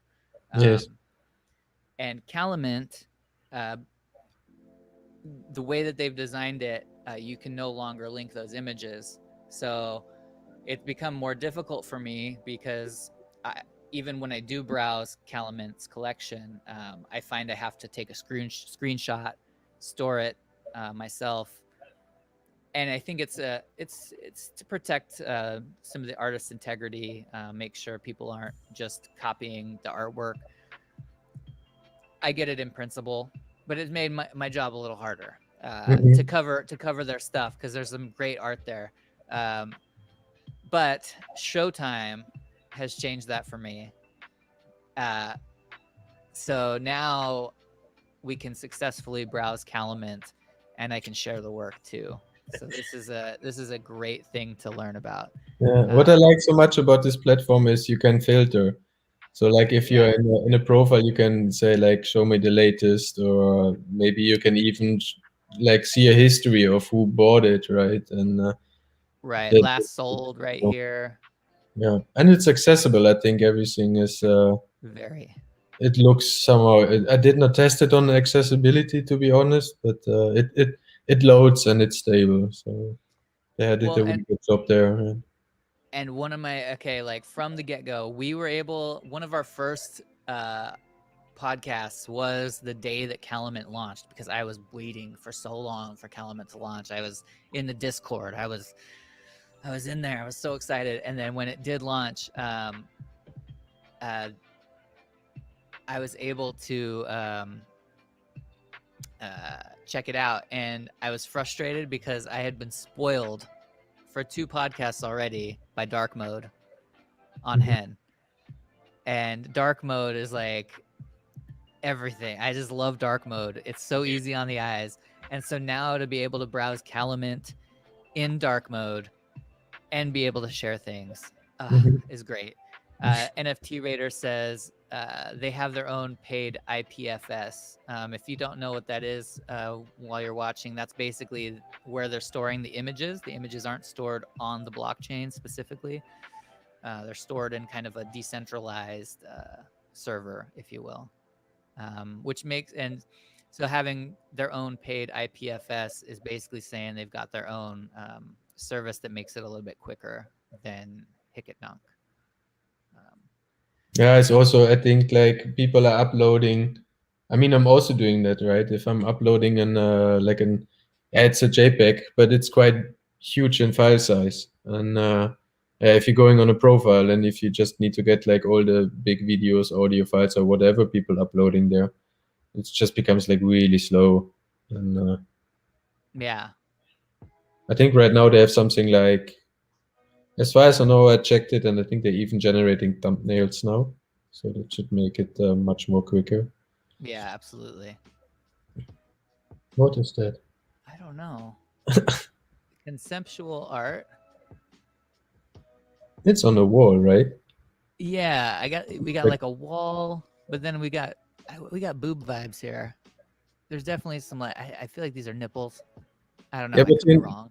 but you know this is that not a personality test that you're just folding paper with and then you're describing what you see? Yeah. Rorschach test. Yes. Uh, Yes. what is it in I English? it's Rorschach. It's Rorschach. Rorschach. uh, now I don't know what this word is because I mean it's blacked out, but I feel like it's definitely For me, it looks somehow maybe it's like a metro, a train station, maybe in Berlin or so. The last one could be Brücke, like bridge. yeah. So That's somewhere I want to go. I got to go to Berlin someday. I got to go everywhere someday. I haven't been to many places around the world, but Berlin I feel like is one of those places I need to go. And Rotterdam. yeah, you should definitely check out Rotterdam. It's like it's a melting pot. But the thing is, what I love about the city, it's like, yeah, I think we have around 600,000 inhabitants. So it's just like, okay, I think in the States I would call it a village, or like a Right, right. really small town. As here it's like the one of the, yeah, second biggest city.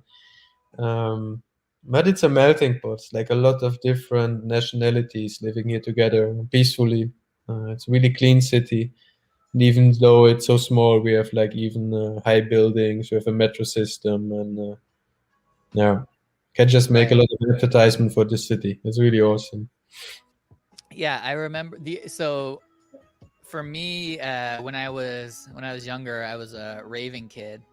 I Hmm. go to raves all the time, and my first exposure to Rotterdam was Nightmares from Rotterdam, and Hmm. it was a CD of just like this ridiculous hardcore that was like more just gritty and crazy than anything I'd ever heard before, and it was awesome. Uh, because I mean, I was coming from like a punk rock metal background, and coming into the rave scene, like at that time, like it was literally like my punk rock friends that took me to a rave, because it was a closely tied culture. It was the same kind of vibe. Mhm. But yeah, to get that CD and then record it to a tape and play it in my car with my friends was just like, ooh, we are badass. Rotterdam must be just like a crazy place to live. Look at these people making this kind of music. This is amazing. I gotta go there. Well, Oh, the city has a weird history because, like, yeah, it was like the inner part was more or less completely destroyed in the Second World War. okay. Uh, so that was, yeah, was nothing left, and then somehow they built it up. But it became, because it's also next to the Havel, become more like a car city. It's a lot of infrastructure, big streets going to the city. What the heck? That's awesome. Yeah. This So is it's like a really serious. modern city within the Netherlands that is mostly known for like windmills and old houses, right? Yeah. What is it? Mantis mortis.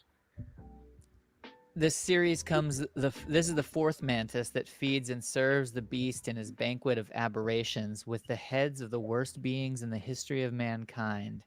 If these individuals ended up as food for the beast, their misdeeds are evidenced, and for that they will be devoured and excreted from today until eternity.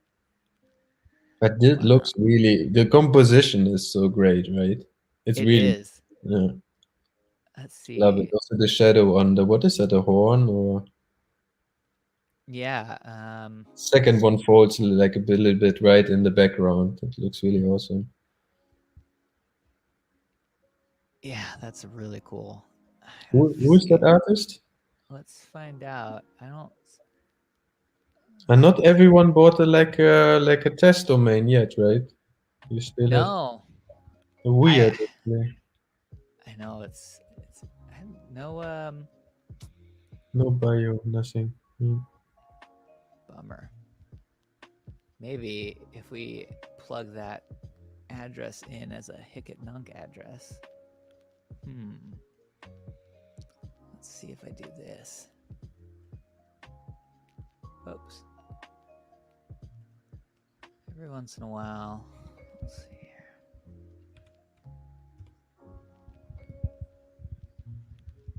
Sphinx. There you Nice. go. And even has a Twitter. Yes. I found you, Sphinx. Art lover as the only reason to exist, graphic designer and crypto artist, resigned atheist and absent from all ISMS. Hey, look, it's Elon. Nice. The Nightmare of Lady Liberty. For all those who enjoy conspiracies, romance, and bizarre remixes. Nice. Nice to see that there are quite some people who are into dark stuff, huh? Yeah. Yeah, we there's like a 666 for hen thing going on right now. 666 for I forget exactly what it is, but I'm not allowed to play along with that anymore, right? Now I'm too colorful. that's right. That's right. We were there's an artist Oni Metal who was on a few weeks back, and he's just very dark, like beautiful dark stuff. But I was telling him, I'm like, you know, I might not be the one to be able to do it, but I'm saying there should be the dark arts marketplace for darker NFTs, horror NFTs, and there can be a token that, you know, like a DAO governance token called the Blood Token. And that's as far as I've got with that idea. And I'm putting it out there a second time to for anybody that's ready to launch the dark arts marketplace on Tezos. I'm curious what we will see from that. Yeah, Because most of the stuff is nowadays is really polished, right? A lot of Right. computer graphics, and I really Yeah. love all the weirdos who are minting now there. Yeah. That's kind of a neat mix. That looks very like paint or something as Hmm. well, or ink. Oh, sounds, yes. Let's get it bigger here. It's interesting that we're gonna see. Yeah, I mean, you have this flip cards, right? So Yeah. within this world, you have like this micro world of a scene who expect like their NFTs to be in flip cards. It's like I don't even know where it's coming from. It's interesting. So Yeah. so to sell it there on their market, it needs to be a flip card. Maybe there's even a website saying like flipkartcreator.com or Right. so. Who knows? That's funny. So, save that one. That one's pretty neat. Come on.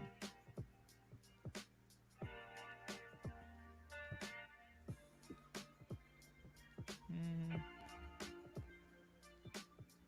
No. There is a lot of diversity, which is pretty cool. You do see a lot of polished stuff, like you were saying. But I think that's what drew me to your work as well, was when I do come across something that has that analog feel, it sticks out even more. It's like I have a much greater appreciation for kind of generative art and what goes into it.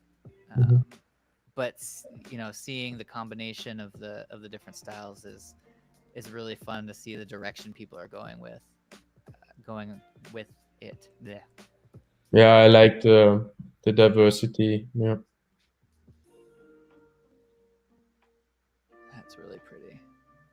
Yeah, I'm curious if this style, it would be cool if that comes back, huh? Like I think Yeah. was it Art Deco in the States, or how did you call it over there?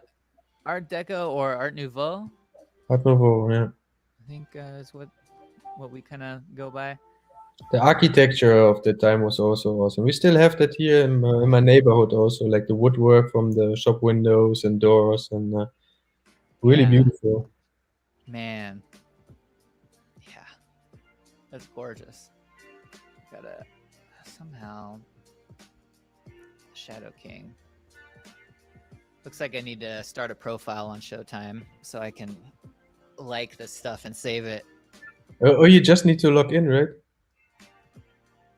You Oh, just does it just sign in your wallet? yeah, you just sign with your tempo or whatever you use, and Oh, nice. Hey, yeah, wait a what is that? second. That's I not did not have to do that. Huh. Oh, weird. I just Yeah. connected and it was fun because I think it even showed the stuff that like that I put on OpenSea. I think even that was shown there. You know what? Wait a second. Let's see if it changes. Let's see if I go to Hicketnunk, sign in with wallet. No, Fortmatic. Maybe Wallet Connect. What is that for Oh, Rainbow? maybe. No. Hmm. Okay. Yeah, I remember. I thought I thought I had also done that. I thought I'd also signed into this at some other point, but I'll have to check it out later. But it is nice to get a couple of pieces there from. I'm glad that Calumet has support on Showtime now as well. I like the first one that is now the orange with the blue. Yeah, that's neat. What is that? In the Rothko. manner of Rothko, my attempt to replicate the intensity of Rothko's painting with motion. Ah, just noise. Yeah, cool.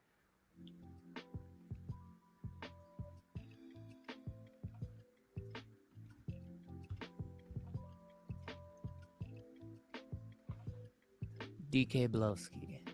Dubleski. Sweet. Getting to know you. You're the next one on the show. Get ready. That's right. That's right.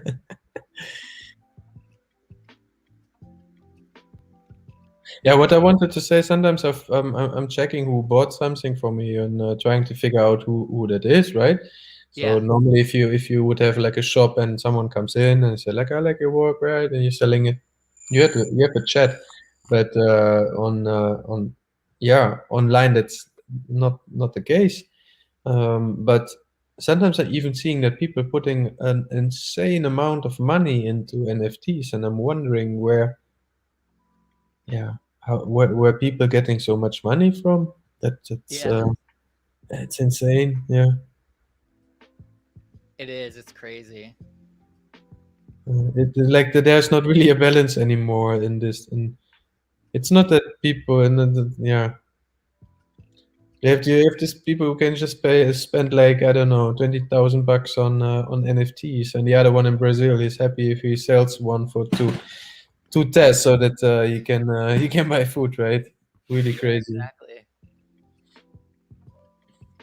Well, yeah, that's interesting. Like there's not really any not that much nudity, right, in all these NFTs. Somehow Yeah. it's not that like Pornhub created their own NFT platform or so. That's really weird, right? Because Yeah. normally you could expect that it's the internet, right? The internet is just somehow built on porn. So Yeah. like, I was hoping never to mention it so that we wouldn't jinx it, but yeah, I I mean, feel yeah. No, I hear you. It's there's a surprising lack of nudity. yeah. Not that It's just nudity is bad, to be honest, but no. like But I think yeah, that that gratuitous nudity for nudity's sake, like, or yeah. porn basically, like. Exactly, yeah. I mean, I saw some really interesting, really pixelated nudes, like an Yeah. artist on Hikanung. That was quite interesting, to be honest. Yeah, I've seen that as well. Where it's like the Sims characters, almost like Sims nudes or something. Like I know there was a woman who's been doing that. Oh, NFT Raider may have just Oh, seriously, they have text now. Oh, I haven't been there for. I'm really sorry. I'm not following up anymore. I yeah. just have like so many busy projects like the last weeks that completely out of game. Oh no, I feel the same way. And one week in the blockchain world is 6 months in the real world. So But okay, let's check the. Oh no, it's like a live recorded, right? We cannot check this. Not yeah, safe yeah, for work. yeah. Falling. That'll be independent research. Yeah. These are cool. Like I said, I think the more I experiment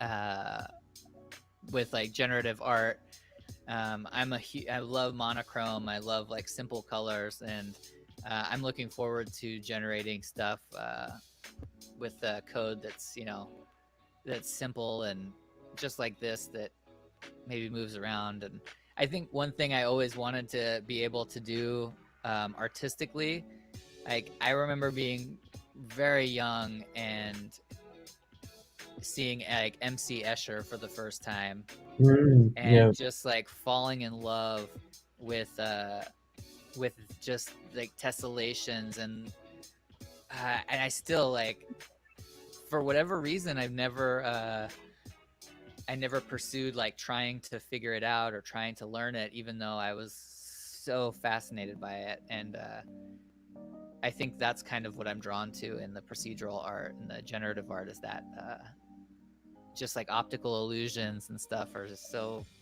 I don't know.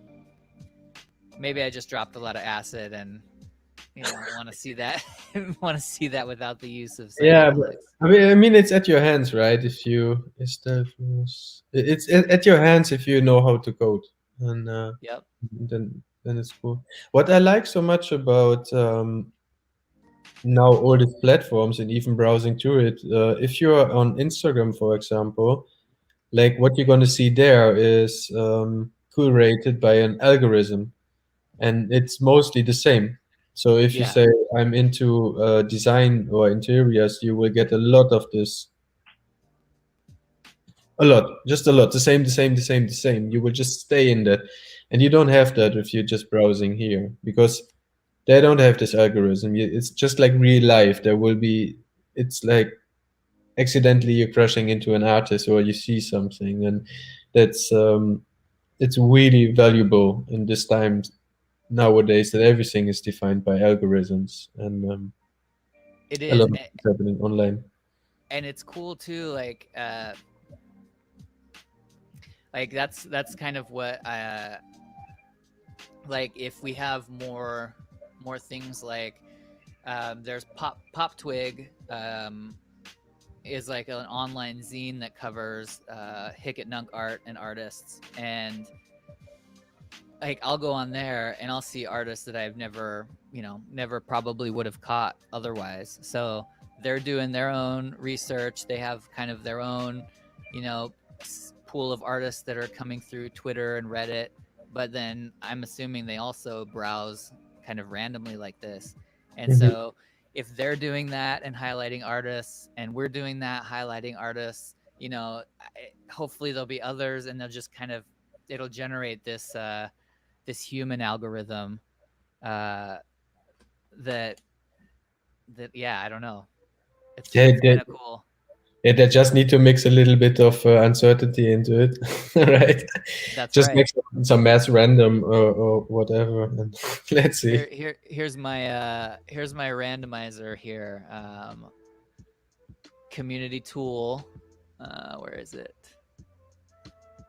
Where's my community finder? Hen friends. Oh, creators. This creator tool is awesome. I don't know if you've seen this. I think this might have been one of the hackathon projects or something. But you can, basically undiscovered creators that haven't sold anything, tags, objects, secondary market tops, discovery. But yeah, I'll just get the undiscovered creators tab up here and then It's scroll, made by scroll, a scroll, Dutch scroll, person. scroll. Boom. It's Huh? made by a Dutch person, I guess, right? It has .nl in the. You see? Oh yeah. .nl. Is that Netherlands? Yeah, that's the Netherlands. Oh. That's awesome. Yeah, cool. That's a really nice tool, to be honest. That's really helpful. Yeah, and that's so. I think the last couple of shows, I'll jump over here and just try to like discover like, some randomized stuff, and it's pretty neat. Have you also seen Hen Radio? No, no, no. Another nice filtering site. Just breaks down, pulls all of the music out, and so you can just Ooh. browse music, and then you can just leave this playing, and it'll just go through each one. So that's pretty awesome too. So Awesome, yeah. I'm excited about this one right now specifically, just because because scrolling like and everything has been so visual. Mhm. When I do come across some music, it's few and far between. So now I'm kind of trying to like, okay, pepper some more music in there, because I do want to start buying some music this way. I don't know. This is just there's so many. It's just great. I'm excited. Anyway, It's just like the beginning, right? It's always let's celebrate and enjoy it, and maybe try to, yeah, keep it in that way before it becomes like the big giant, right? I that's mean, right. there is, I think what is it? Oh yes, I'm so bad with names. But like SoundCloud was also, I think, like an alternative, and it's also going away, right? Vimeo was an competitor from YouTube, it's also just like much smaller. So and Yeah. it's like the big companies, they're always getting their finger somehow on it. Let's hope that it will stay like this diverse and open without advertisement, how it is right now. That's But right. Exactly. yeah. Exactly. Yeah. Just leave us alone. That's right. just, just let us be. Yeah. Um, well, on that note, we are at about 2 hours, and I know my lovely wife is probably waiting for lunch, so it's time to start cooking and get on with the day, and probably just stay inside because it's really hot here right now. It's like 110 Fahrenheit, so What is that in degrees? I think I If want it to would say be it's 40. what? Oh yeah, yeah. Then just better stay inside. Yeah. That But doesn't. Yeah, thank you very much for these 2 hours. I really enjoyed that meeting yeah, I you. did too. I did too. And So definitely keep in touch. And, we've been talking about possibly, within the next few months, kind of organizing a little art jam where we bring back kind of the artists who've been guests and mhm, get, 10 people on screen, some music in the background, and all of us kind of just, creating something for a couple hours just for fun. So nice. if you'd be interested, I'd love to Just let send me you an know. invite when we get going. That's really nice. Really welcome. Yeah. If I don't have planned anything, then I'm really happy to join in there. And for everyone who's gonna watch that again, maybe and who has questions, like you can just always just hit me up on Twitter. If you don't want to like ask public, we can also just DM. Or I have like an Instagram, I have email, I'm somewhere on Reddit, so just find me. I'm happy to answer any Excellent. questions or to get in contact just for like a video chat, whatever. Awesome. Well, thank you so much. And yeah, we'll keep in touch and we'll talk to you soon. Great experience. Thank you very much.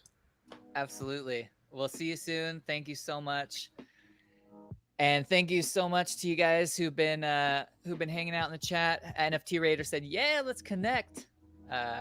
So yeah, we will see you next time. Next week, we will be talking to TS Rides, who has been working hard on his Ring World series, which is pretty cool. His art is fantastic and build world building, similar to what we saw in the Gift.Games episode with Joab, who's doing Tesotopia. Ring Worlds is something similar, but with more of a sci-fi Dune kind of bent to it. So very stoked to meet the creator. And yeah, and again, I want to thank Hornebom. That was the worst attempt at a German accent there, because you did say with, well, whatever. Thank you, H. Big H. Thank you for coming on. Really good chatting with you. And again, to everybody in the chat, I'll send you guys that beautiful NFT. And for everybody watching from the future, be safe and stay creative. All right. Cheers. Bye, everybody.